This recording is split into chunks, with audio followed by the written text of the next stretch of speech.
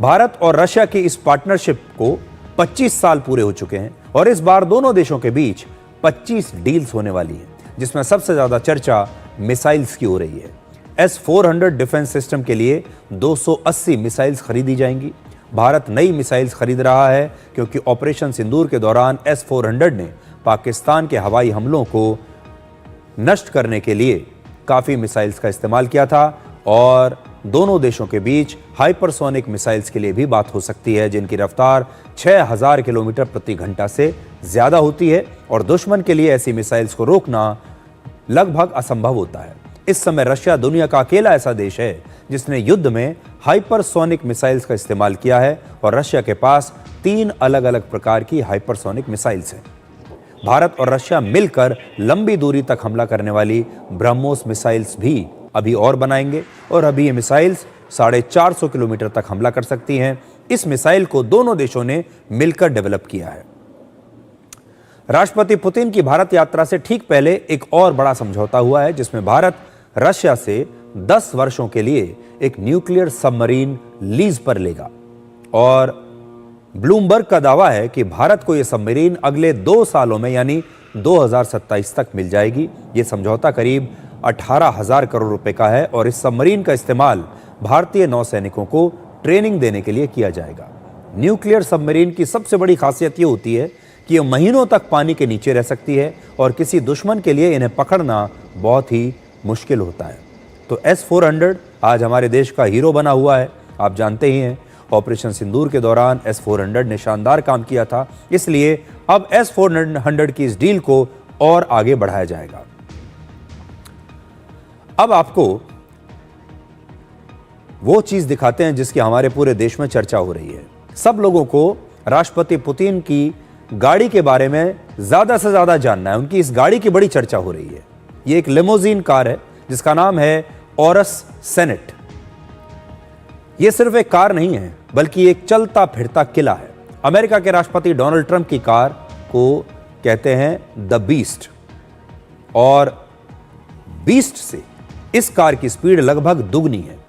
इसकी top speed 250 kilometre प्रति घंटा है, जबकि द बीस्ट की स्पीड 112 किलोमीटर प्रति घंटा है।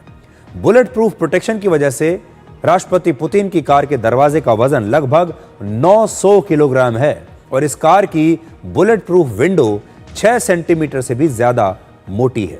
इसमें एक स्पेशल एयर कंप्रेशन सिस्टम लगा है जो केमिकल अटैक होने की स्थिति में जहरीली गैस को भी कार के केबिन में दाखिल नहीं होने देता और इसके बुलेट प्रूफ टायर्स भी बहुत खास बताए जाते हैं, जो अगर पंक्चर भी हो जाएं तब भी ये कार 80 किलोमीटर प्रति घंटा की रफ्तार से दौड़ सकती है। राष्ट्रपति पुतिन की इस कार में किसी विस्फोट और गोलियों से बचने के लिए एक आर्मर शील्ड लगा हुआ है और कार के अंदर एक हाईटेक स्क्रीन सिस्टम है जिससे अंदर बैठे लोग कैमरे के जरिए बाहर देख सकते हैं और इसमें पीछे एक इमरजेंसी एग्जिट गेट भी है और अगर कोई आपातकालीन स्थिति पैदा हो जाए तो इस गेट से बाहर भी निकला जा सकता है। तो यह है राष्ट्रपति पुतिन की कार, जिसके बारे में पूरे देश में चर्चा हो रही है कि इतनी शानदार कार उनकी है और वो जहां भी जाते हैं अपनी ये गाड़ी जरूर लेकर जाते हैं। 7.2 टन इस गाड़ी का वजन है। तो सोचिए, ये कार नहीं, एक टैंक है। आप ये कह सकते हैं कि ये जो गाड़ी है ये कार की शेप में एक टैंक है।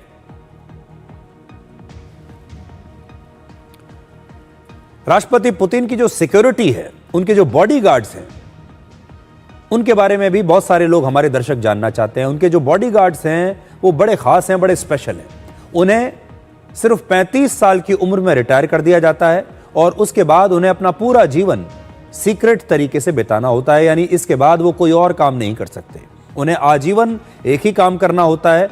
अगर कोई पुतिन के साथ रह लिया उनके बॉडीगार्ड के रूप में तो फिर उसको पूरा जीवन अपना एक सीक्रेट एजेंट के तौर पर ही बिताना पड़ेगा और 35 साल की उम्र में उन्हें रिटायर भी कर देते हैं और वो और कोई काम नहीं कर सकते। सबसे बड़ी बात यह कि ये बॉडीगार्ड्स अपने साथ एक पूप सूटकेस भी लेकर चलते हैं और राष्ट्रपति पुतिन विदेश में किसी भी होटल का टॉयलेट इस्तेमाल नहीं कर सकते। ऐसा इसलिए किया जाता है जिससे पुतिन की सेहत के बारे में, उनके डीएनए के बारे में कोई जानकारी लीक ना हो जाए। अब आपको प्रधानमंत्री मोदी और राष्ट्रपति पुतिन की दोस्ती के एक फ्लैशबैक में लेकर चलते हैं। वर्ष 2001 में भारत और रशिया का दूसरा वार्षिक शिखर सम्मेलन मॉस्को में हुआ था। तब अटल बिहारी वाजपेयी प्रधानमंत्री थे और उनके साथ एक डेलीगेशन गया था, जिसमें उस समय गुजरात के मुख्यमंत्री के रूप में नरेंद्र मोदी भी थे। आप इन पुरानी तस्वीरों में देखिए कि प्रधानमंत्री मोदी और राष्ट्रपति पुतिन कितने अलग उस समय दिख रहे हैं, क्योंकि जाहिर है ये बहुत पुरानी तस्वीर है और ये दोनों लीडर्स उस समय अपने अपने राजनीतिक करियर के शुरुआती दौर में थे। नरेंद्र मोदी अक्टूबर 2001 में ही पहली बार गुजरात के मुख्यमंत्री बने थे और व्लादिमीर पुतिन अगस्त 1999 में ही पहली बार रशिया के प्रधानमंत्री बने थे। और आज 2025 में यही दोनों लीडर्स मिलकर भारत और रशिया की रणनीतिक साझेदारी को अपने अनुभव और नेतृत्व से मजबूत बना रहे हैं। और ये दोनों आज अपने अपने देश के ही नहीं बल्कि दुनिया के बहुत बड़े लीडर्स हैं। इस बार राष्ट्रपति पुतिन दिल्ली में 23वें भारत रशिया वार्षिक शिखर सम्मेलन में शामिल होंगे, जिसकी परंपरा आज से 25 साल पहले शुरू हुई थी।